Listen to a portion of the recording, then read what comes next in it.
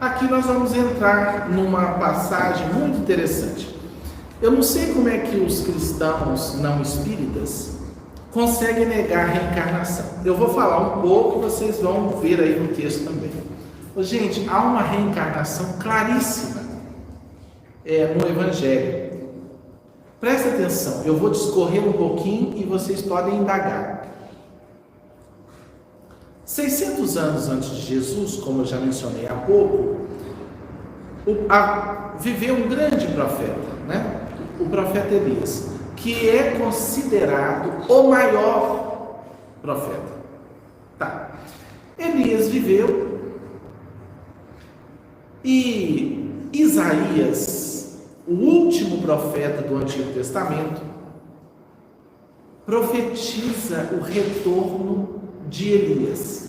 Acompanhe o raciocínio. Isso tudo vocês depois podem pesquisar na Bíblia, no Google, né, no doutor Google, pastor Google, padre Google. Então Isaías fala assim: o Messias virá, mas haverá um sinal da chegada dele. Antes dele haverá um precursor. Elias virá primeiro, preparar o caminho para o Senhor, convidando o povo para o arrependimento. Guardem isso. Isaías, último profeta da Bíblia, falando, Elias viveu 600 anos. Olha a importância desse espírito, hein? 600 anos. Isaías, outro proeminente profeta, fala, Elias, o grande Elias, que segundo a tradição teria sido arrebatado numa carruagem de fogo. Isso é um prato cheio para os ufólogos, que os ufólogos dizem o quê? Que ele foi abduzido e levado, né? Mas como Paulo escreveu que o céu não concebe nem sangue nem carne, que a carne não pode entrar no reino dos céus, porque o reino dos céus é espiritual, Elias, como é que Elias entrou, foi, não foi? Então, isso aí é um problema. Mas enfim, Elias foi levado. E Isaías fala, Elias vai vir. Elias virá, tá? E vai convidar o povo ao arrependimento e preparar o caminho do Senhor. Passam-se séculos. Quando Maria visita Isabel, sua prima, que já em avançada idade estava grávida de um menino. E quando Maria encontra com Isabel, o menino no ventre de Isabel mexe, se manifesta, e Isabel entra em estado de graça e diz para Maria que ela estava grávida do Senhor, do Messias, de um ser de luz, porque o filho dela havia reverberado ali a energia do mestre. E aí há esse registro. Nasce o filho de Isabel e recebe o nome de João. Nasce o filho de Maria, primos, e recebe o nome de Jesus. Crescem, convivem, e de repente o filho de Isabel se torna uma seta, um homem dedicado ao Espírito, um homem dedicado a Deus. Ele passa a ter uma vida frugal, ele se alimenta de mel silvestre e de gafanhotos, ele vive no deserto, o chamado dele é forte, ele é tão poderoso que o povo começa a dizer, é Elias que ressuscitou, só pode, ele tem o espírito de Elias. O povo fala, um dos grandes profetas que voltou. Como? Se ele é filho de Isabel. E o povo fala, e tal. E ele vem e ele diz a palavra de João, o Batista, que começa a batizar o povo nas águas do Jordão, e ele fala, eu vim preparar o caminho do Senhor. Olha a profecia de Isaías. Eu vim convidar o povo ao arrependimento. Arrependei-vos enquanto é tempo, dizia João nas margens do Jordão. O primo vai para o deserto, fica 40 dias e volta do deserto. E João está lá batizando, preparando o povo. E quando João vai batizar o primo, ele tem uma revelação. Ele vê que ele está diante do próprio Messias. O primo não é um primo, o primo é o Messias. E aí o que ele diz?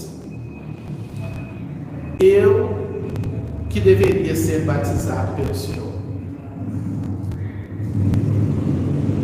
E Jesus diz: desde o tempo de Elias, ninguém foi maior que João Batista. E Elias diz sobre Jesus: eu vos batizo com água. João fala: mas aquele que vem após mim batizará com fogo e com o Espírito Santo. Mas Jesus nunca passou ninguém pelo fogo. Então, uma hora eu explico esse fogo. Esse fogo é a purificação moral do ser com o Evangelho. Mas bem, e Elias fala: eu não sou digno de carregar as sandálias dele. Aí Jesus aparece, João tem a revelação, Jesus pede para batizá-lo, para que se cumpra as Escrituras. João batiza Jesus e imediatamente João é preso, porque João bate de frente com autoridades da época, denunciando adultério e tal. Eles prendem João, é pedida a cabeça dele. Acompanha o raciocínio, hein? João é preso. Quando João está preso, desculpa eu aprofundar para vocês entenderem o Evangelho e a mensagem. Quando João está preso, ele fica em dúvida. Tipo, eu tenho uma missão, que é preparar para a chegada do Messias. Mas será que meu primo de fato é ele? Mesmo com a revelação do batismo, ele ficou em dúvida. Pode perscrutar a Bíblia. João pede aos discípulos, que João tinha discípulos. João pede aos discípulos assim: vão até meu primo, até Jesus, e perguntem-no se ele é o Messias esperado, que eu tenho anunciado. João está preso. Os discípulos de João vão até Jesus e perguntam. João está preocupado, porque o problema dele não é morrer, o problema dele é não ter preparado o caminho. E ele mandou perguntar se o Senhor é o Messias. Aí Jesus dá uma resposta muito interessante: diga a João que os cegos veem, que os surdos ouvem, que os paralíticos andam. E aí os discípulos vão falar: ele mandou recado, a obra está sendo feita e tal. E aí João descansa e entende que deu conta do recado. Logo em seguida ele é decapitado, porque uma dançarina pede a cabeça dele numa bandeja de prata. Ele é preso e decapitado. Tá. Dias passam, talvez meses, e Jesus sobe um monte para orar com Pedro e Tiago. A transfiguração. Jesus sobe um monte e conversa com dois espíritos. Mas os espíritos, quem morre se comunica? O pessoal não diz que não tem comunicação, né? Jesus subiu um monte, conversou com dois, bateu um papo lá. A ponto de Pedro olhar e falar assim: vamos construir 3 tendas aqui. Quem que estava ali conversando com Jesus? Vamos lembrar? Vocês lembram? Elias e Moisés. 2 espíritos vêm bater um papo com Jesus no alto do monte, numa reunião mediúnica. Fenômenos de materialização à noite, materialização luminosa. Os discípulos veem os espíritos materializados. Um era Moisés, representando a lei, e outro era Elias, o profeta. E Jesus depois fala para os discípulos assim: não contem para o povo o que vocês viram aqui não. O povo não estava preparado para isso. O povo não estava preparado. Vocês entendem o fenômeno mediúnico, né? Jesus: só contem depois que eu não mais aqui estiver. Mas os discípulos fazem uma pergunta. Aí é o que nos interessa na noite de hoje. Os discípulos falam assim: era Moisés e Elias? Jesus confirma: Moisés e Elias. E os discípulos sabiam da famosa profecia de Isaías e indagam. Está aí nos 2 capítulos citados, Mateus 17, Lucas 9. Senhor, foi dito que Elias viria, voltaria para preparar o caminho para o Messias. E aí? Ou seja, eles estavam querendo dizer para Jesus assim: se o Senhor é o Messias, e nós todos estamos acreditando que o que o Senhor faz é maravilhoso, cadê Elias? Cadê o profeta? Resposta de Jesus. E ipsis verbis, palavra por palavra: Elias já veio, e fizeram com ele tudo o que farão com o Filho do Homem. Jesus se autodenominava Filho do Homem. Essa expressão Filho do Homem significa o resultado da evolução da raça humana, o resultado da evolução humana. O Filho do Homem, o ser mais evoluído da espécie humana.